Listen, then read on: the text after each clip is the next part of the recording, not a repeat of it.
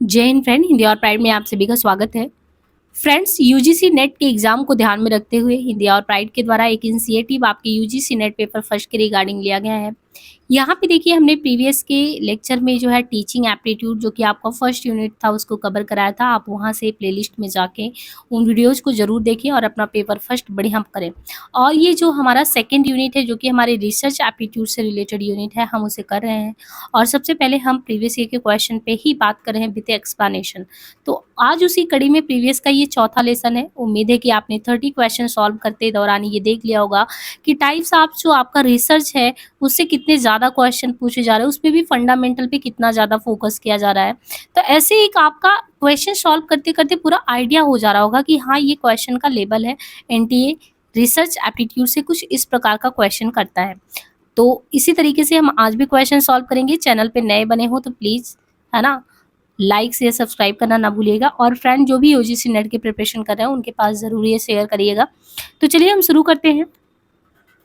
The research form which will be fit and appropriate for improving efficiency of formative assessment। यहाँ पे ये देखिए, summative assessment की बात नहीं किया है, फॉर्मेटिव असेसमेंट की बात किया है। तो रिसर्च के क्षेत्र में जो है निर्माणात्मक निर्माणात्मक मूल्यांकन क्या होता है। समेटिव तो ये होता है कि हमने रिसर्च कर दिया, लास्ट में सबमिट कर दिया, अब कुछ चेंज नहीं करना है। फॉर्मेटिव क्या होता है, फॉर्मेटिव असेसमेंट क्या होता है, निर्माणात्मक मूल्यांकन की क्षमता में सुधार के लिए निम्नलिखित में से कौन सा शोध का जो स्वरूप है वो सबसे बढ़िया होगा। फंडामेंटल रिसर्च एक तो ये तरीका होता। अब यहाँ से आपको ये भी पता चल गया कि रिसर्च के जो तरीके होते हैं उसमें फंडामेंटल भी, अप्लाइड भी है, एक्शन रिसर्च भी, एथनोग्राफिक भी है। ये कुछ रिसर्च के टाइप में आते हैं, ये रिसर्च का तरीका है। अब यहाँ पे जो हमने सबसे पहले किया कि जो फॉर्मेटिव असेसमेंट होता है उनकी क्षमता में आपको सुधार करना है, तो सुधार के लिए कौन सा शोध स्वरूप सबसे बढ़िया होगा। फंडामेंटल वाला होगा, अप्लाइड वाला होगा, एक्शन वाला होगा, एथनोग्राफिक होगा, इसमें कौन सा सबसे अच्छा होगा। तो यहाँ पे देखिए, जो एक्शन रिसर्च है आपका, जिसे हम क्रियात्मक शोध कहेंगे, निर्माणात्मक मूल्यांकन। तो यहाँ पे देखिए, जो निर्माणात्मक मूल्यांकन की क्षमता में सुधार के लिए शोध का जो क्रियात्मक शोध है, यानी जो एक्शन रिसर्च है, वो एक्शन रिसर्च स्वरूप सबसे बढ़िया होगा। क्रियात्मक शोध दो शब्दों के मेल से बना है, जिसमें पहला शब्द क्रियात्मक, क्रियात्मक जिसका अर्थ ही होता है करना, और दूसरा शब्द है शोध, यानी हमें क्या करना है, शोध करना है। तो अनुसंधान के क्षेत्र में, रिसर्च के क्षेत्र में अगर देखें तो जिसका अर्थ क्या निकल के आएगा, विश्लेषण करना, है ना। क्रियात्मक अनुसंधान का अर्थ करके सीखने से है। क्रियात्मक मतलब कोई भी चीज, वही है ना कि लर्निंग बाय डूइंग, है ना। लर्न कैसे करेंगे, बाय डूइंग, करके करेंगे। तो बिल्कुल ही एक्शन रिसर्च इज दैट, आप कह सकते हैं कि रिसर्च का मेथड है जो हमारी लर्निंग बाय डूइंग पे बेस्ड है। और ये एक चक्रीय प्रक्रिया है जो सतत रूप से ये चलता ही रहता है। दूसरी बात ये है कि in which method of research the independent variable, dependent जो होता है एक, जो कि स्वतंत्र चर होता है, एक परतंत्र चर, यानी एक कह सकते हैं स्वतंत्र है, एक आश्रित है। आश्रित मीन्स कि जैसे हम लोग अपने माता पिता पे अगर आश्रित हो तो हम क्या है, एक ऐसे वेरिएबल में आते हैं जो डिपेंडेंट है, स्वतंत्र। डिपेंडेंट मीन्स एक तरीके से हम कहेंगे कि इंडिपेंडेंट मीन्स, देखिए डिपेंडेंट एक स्वतंत्र चर हो गया। तो इन्होंने कहा कि निम्नलिखित में से कौन सी शोध विधि में जो स्वतंत्र चरों को आश्रित चरों पर उसके प्रभाव को देखने और मापने के लिए व्यवहार में लाया जाता है। In which method of research जो independent variable is manipulated to observe and measure it effect of dependent, dependent यानी जो आश्रित है दूसरे पे, उसके हम इम्पैक्ट को देखते हैं। हम किसी पे बेस्ड है और एक कोई स्वतंत्र है। तो यहाँ पे हम इन चीज़ों को कैसे पता कर पाते हैं, एक्सपेरिमेंट में, केस स्टडी में, और एक हिस्टोरिकल मेथड है। वैसे ये क्वेश्चन हमें पहले भी डिस्कस किया है कि ये चीज़ एक्सपेरिमेंट में हम अपनाते हैं। जैसे हमने सबसे पहले जो आपको पहला प्रीवियस का क्वेश्चन का वीडियो किया था उसमें ही हमने बताया था कि जैसे हमको इरेडिकेट पावर्टी इंडिया से करना है, हमने कहा एक्स पावर्टी का रीजन है एंड वाई रीजन को रिमूवल का कारण बन सकता है। क्योंकि हमने कार्य कारण श्रृंखला में हमें पता चला ये पावर्टी इसलिए है क्योंकि ये चीज की कमी है, अगर हम इस चीज को सुधार ले तो ये अपने आप सही हो जाएगा। यानी एक चीज तो, मतलब कि एक तो रीजन हो गया, है ना, एक रीजन हो गया। एक रीजन को इरेडिकेट यानी हटाना है तो उसके लिए हम क्या लागू करें, यानी एक दूसरे से ये सहसंबंध कोरिलेट है, लेकिन ये एक्सपेरिमेंट बेस्ड है, यानी हम ये करेंगे, इसका ये प्रभाव दिखेगा नहीं दिखेगा वो हमें नहीं पता। तो रिसर्च में वही करें कि स्वतंत्र चरों को आश्रित चरों पे उनके प्रभाव को देखने और मापने के लिए जो है हम एक्सपेरिमेंटल मेथड, जिसको हम प्रायोगिक विधि कहते हैं, उसी को अपनाते हैं। तो प्रयोगात्मक जो शोध है, प्रयोगात्मक शोध शोध की एक ऐसी विधि है जिसमें कार्य कारण संबंध स्थापित किया जाता है। इसमें स्वतंत्र चर में हेर फेर मैनिपुलेशन करके उस स्वतंत्र चर के कारण आश्रित चर पर पड़ने वाले प्रभाव का अध्ययन किया जाता है। यहाँ पे देखिए जो थर्ड क्वेश्चन है आपका, ये इंद्रिया अनुभव शोध में निम्नलिखित में से कौन सी विधि का प्रयोग होता है। जो इंद्रिय अनुभव शोध है उनमें निम्नलिखित में से कौन सी विधि का प्रयोग होता है।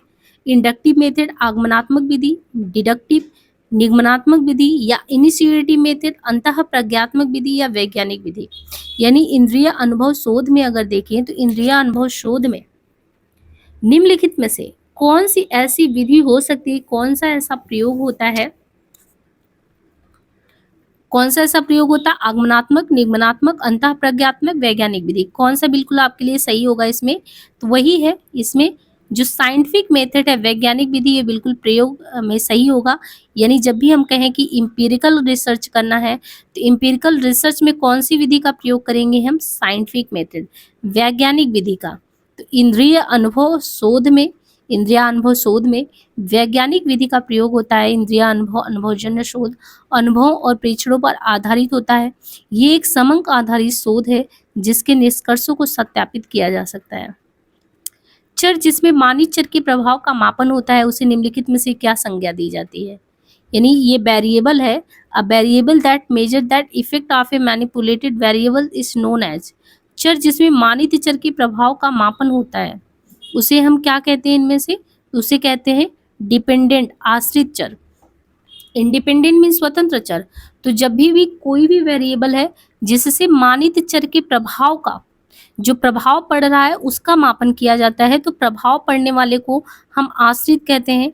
यानी यहाँ पे समझिए आप कि चर, मान लीजिए हमने यक्स चर माना, एक्स वेरिएबल जिसे मानित चर के प्रभाव का मापन होता है वो हो गया, उसे हम आश्रित कहते हैं। यक्स को मान लीजिए हमने कहा वाई पे आश्रित है, यानी हम लोग पढ़ने के लिए अगर माता पिता पे आश्रित हैं तो क्या हुए, ये तो स्वतंत्र हो गया माता पिता, लेकिन हम इन पे आश्रित है।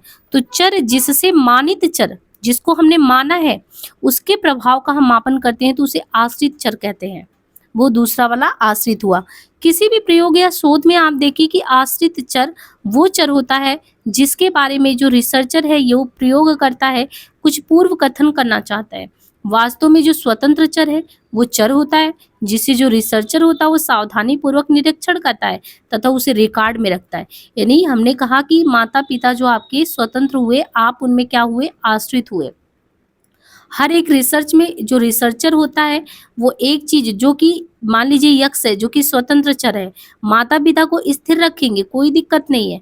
रिसर्चर इन पे क्या करेगा, ऑब्जर्वेशन करता रहेगा, निरीक्षण करेगा, आप पे क्या इम्पैक्ट पड़ रहा है तो उसको वो देखते रहेंगे। वही चीज बताया है कि किसी भी प्रयोग या शोध में जो आश्रित चर है, यानी आप कह सकते हैं कि जो डिपेंडेंट है, जिसके बारे में रिसर्चर कुछ करना चाहता है, कुछ खोजबीन करना चाहता है, तो यही चीज है कि आश्रित चर की संज्ञा उसी को दी जाती है। अब यहाँ पे देखिए कौन सा अनुसंधान किसी दिए गए क्षेत्र में ज्ञान के कोष में वृद्धि करता है, ये कई बार क्वेश्चन आ चुका है। सीधे सीधे क्वेश्चन आया, इसमें कुछ भी चेंज नहीं है। जो हमारे ज्ञान की शोध में या खोज में वृद्धि करता है वो तो हमारा फंडामेंटल ही होता है। बाकी एक्शन रिसर्च, हमने एक्शन रिसर्च के बारे में यही बताया कि वही है कि लर्निंग बाई नहीं, जो आपने करना है learning by doing, doing by learning, यानी करके सीखने वाला जो है वो एक्शन में आएगा। अप्लाइड में हमने वही बताया था कि आपको एक्स वर्सेज वाई कार्य कारण श्रृंखला में चीज़ों को देखना है, इवैल्यूएशन में तो आपको चीज़ों को मापना है। और ये जिसमें भी आप नवीन चीज़ों को ज्ञान के अपने कोर्स में पहले से कुछ हो तो वृद्धि करते हैं, वर्तमान है या भविष्य है, इसमें शोध की प्रयोज्यता अनिवार्य नहीं है, किंतु हाँ ये जरूरी है कि ज्ञान के भंडार में अभिवृद्धि जरूर होना चाहिए। जब कोई रिसर्चर की प्रक्रिया में कोई भी नियम है, कानून या सिद्धांत है उसकी रचना करे तो इसे हम कहते हैं मूलभूत शोध या मौलिक शोध। इसके बाद आपको फिर से दिया गया है नीचे 2 कथन और उनमें आपको देखना है तो मौलिक शोध क्या है? फिर से वही है fundamental. The goal of inquiry in a fundamental research is directed at bringing an increment in the fund of knowledge. मौलिक शोध में अन्वेषण का उद्देश्य ज्ञान कोश में वृद्धि करना होता है, पहला ऑप्शन।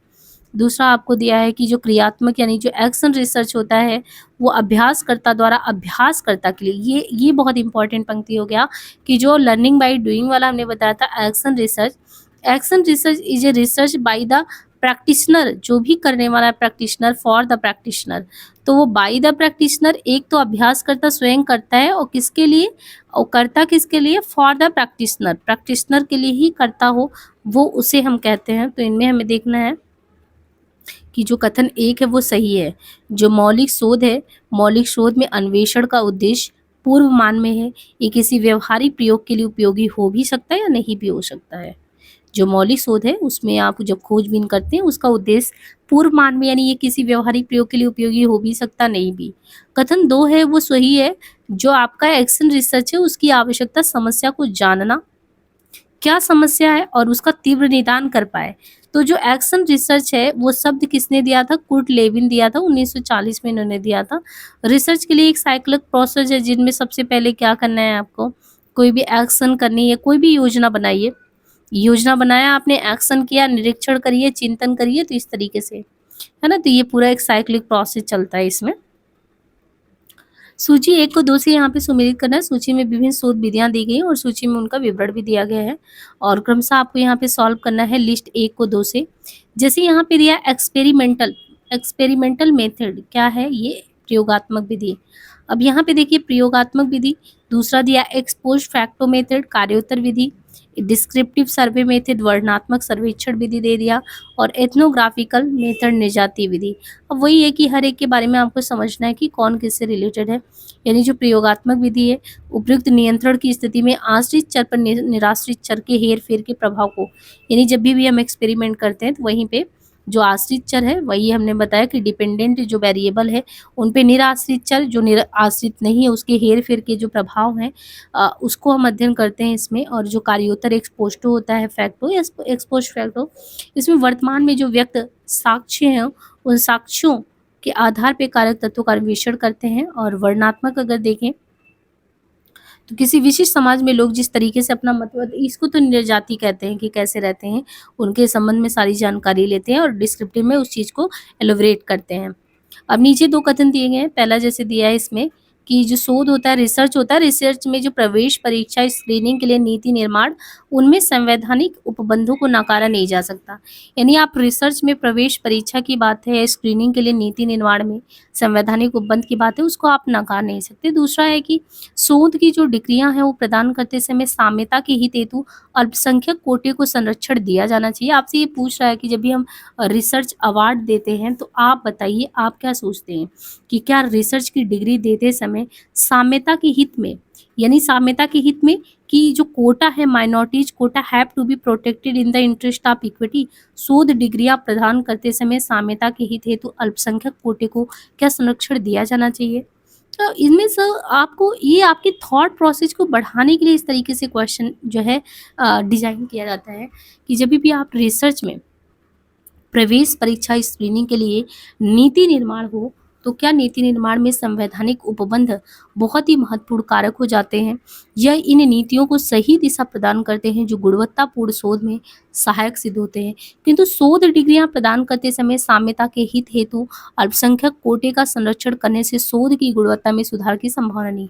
अगर आप वहाँ पे ये सोचो कि हम रिसर्च में भी साम्यता इक्विटी लेके आए और क्या है जो कम भी अच्छा किए हैं, बट क्योंकि वो माइनॉरिटीज़ में है तो हमें हेल्प करना है, समाज को आगे बढ़ाना है, तो वहाँ पे आप जो है सुधार की संभावना कम हो जाती है, ये चीज़ है। शोध में अच्छे प्रतिदर्श, अगर आपने रिसर्च में अच्छे से सैंपल कलेक्शन किया तो उसके फ़ायदे क्या होंगे, जो है रेडली एक्सेसिबिलिटी, सुगमता पूर्वक प्राप्य होगा, समग्र यानी पॉपुलेशन विशिष्टताओं का प्रतिनिधित्व होगा, शोधकर्ता का व्यक्तिगत हितरक्षण होगा, वास्तविक मान को अनुमानित करने में यथार्थता और परिशुद्धि होगी और वो फ्रीडम फ्रॉम बायसनेस होगा। तो क्या चीज़ें होंगी जो आपको फ़ायदा करेंगी, ये चीज़ आपसे पूछा है। तो यहाँ पे देखिए जब भी आप सैम्पलिंग कलेक्शन करते हैं रिसर्च में तो एक तो है कि समग्र यानी पॉपुलेशन विशेषताओं का प्रतिनिधित्व करना।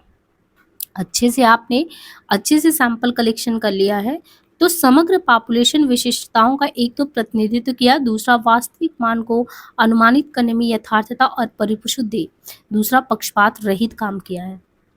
यहाँ पे देखिए जो 40 नंबर आपका क्वेश्चन है, निम्नलिखित में से किस शोध विधि द्वारा कारण और प्रभाव संबंध पर विशेष ध्यान केंद्रित किया जाता है? निम्नलिखित में से कौन सा ऐसा शोध है, शोध विधि द्वारा कारण और प्रभाव संबंध पर विशेष ध्यान केंद्रित किया जाता है, तो वो कौन सा है? इसको हम क्या कहते हैं? Experimental method. एक्सपेरिमेंटल मेथड यानी प्रयोगात्मक शोध विधि द्वारा कारण और प्रभाव संबंध पर विशेष ध्यान केंद्रित किया जाता है। इसके तहत स्वतंत्र चर में हेरफेर करके आश्रित चर पर आए प्रभाव का ही परीक्षण किया जाता है। तो कुल यहाँ पे देखिए हमने 40 क्वेश्चन कर लिया। मुझे पूरा उम्मीद है कि आपको इतने क्वेश्चन करने के बाद बहुत कुछ अब आइडिया हो गया होगा। जितने भी तरीके हैं एक्सपेरिमेंट के, हिस्टोरिकल है, एक्सपेरिमेंटल है, एक्स पोस्ट फैक्टो है, केस स्टडी मेथड है, इनसे भी आप बहुत कुछ अवगत हो गए होंगे कि ये है इसका कॉन्सेप्ट। बाकी हम कॉन्सेप्ट ज़रूर करवाएंगे आपको, लेकिन आप लोगों की प्रक्रिया भी सकारात्मक रहनी चाहिए। बहुत ही ज़्यादा मतलब मैं देखती हूँ कि उतना ज़्यादा लोग एक्टिव नहीं हो पाते हैं, चीज़ों को समझ रहे हैं। अगर अच्छा कंटेंट मिल रहा है, अगर आप उतना प्रोत्साहित करते हैं, तो हम भी जो है पूरी तरीके से आपका अच्छे से कराने की कोशिश करेंगे। आज के लिए इतना ही। धन्यवाद।